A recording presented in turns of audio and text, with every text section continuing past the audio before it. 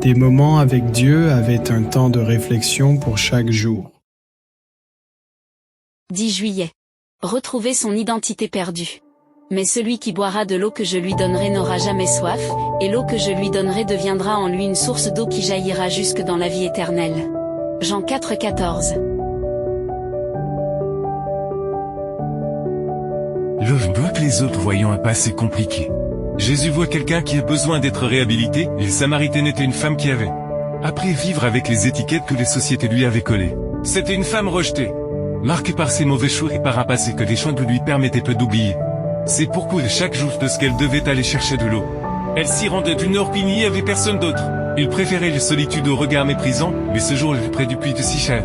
Elle rencontrait Jésus, puis il la vit comme personne d'autre ne l'avait vu auparavant.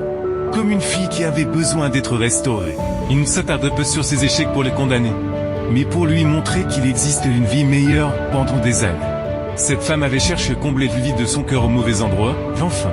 Jésus lui a offert une nouvelle identité. Elle ne serait plus définie par ses erreurs, mais par la grâce de Dieu. Aujourd'hui, beaucoup de gens vivent en portant les étiquettes du passé, des étiquettes telles que coupable, raté, rejeté, insuffisant. L'identité est au plus bas, la dignité est entachée, les préjugés ruinent la vie, et sans issue, l'humanité se noie dans sa douleur. Mais Jésus continue de guérir et de rendre l'identité perdue, il rend l'identité d'un enfant touché par la grâce de Dieu.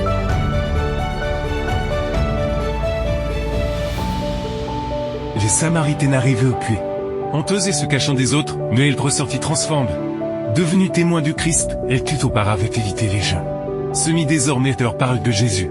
Ce rencontre avec le Christ avait transformé la façon dont elle se percevait elle-même, elle ne se souciait plus d'être traitée de pécheresse, elle acceptait désormais ses péchés passés.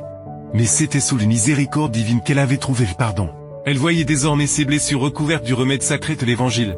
Son identité était désormais celle d'une fille du roi céleste. La femme était remplie de joie en entendant les paroles du Christ. Cette révélation merveilleuse était presque bouleversante.